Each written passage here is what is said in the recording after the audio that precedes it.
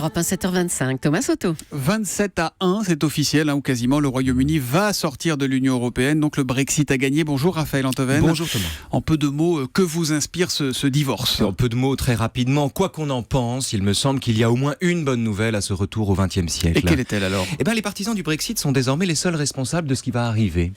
Ce sont les seuls maîtres à bord. C'est à leur engagement qu'on peut imputer toutes les conséquences de cette décision. C'est l'inconvénient du rêve quand il s'incarne. Pourquoi du rêve ? Parce qu'un refus dispense ordinairement d'envisager l'avenir.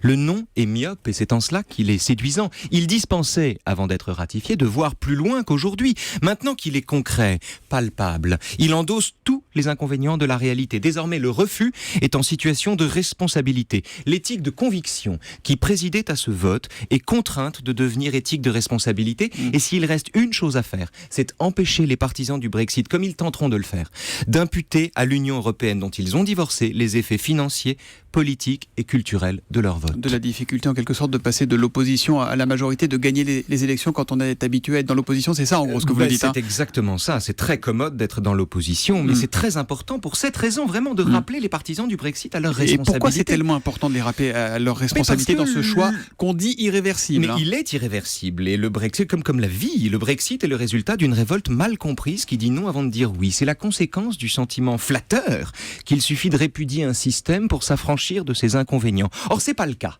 Et l'occasion nous est donnée, collectivement, en Europe, de l'apprendre et de le vérifier. L'homme révolté n'est pas seulement l'insoumis, mais aussi l'homme qui consent dans un monde qui conteste. Quand la révolte procède uniquement de la négation, quand elle n'est pas un amour en son principe, quand elle n'est pas une adhésion et qu'elle devient pourtant la norme, l'inconséquence qui est la sienne est totalement imputable à ceux qui ont lutté pour elle. La révolte est indispensable, mais quand elle se satisfait de son propre refus, elle est incompétente. Et la morale de l'info ? La morale de l'info, c'est Sacha Guitry qui nous l'a fourni. J'ai trouvé ça dans une de ses citations.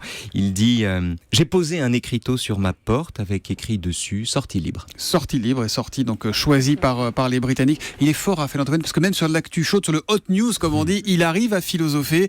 J'ai posé un écriteau sur ma porte avec écrit dessus « Sortie libre ». Mais il y a aussi retour libre pour vous. Vous revenez lundi à 7h25 sur Europe 1. À lundi, Raphaël. Salut.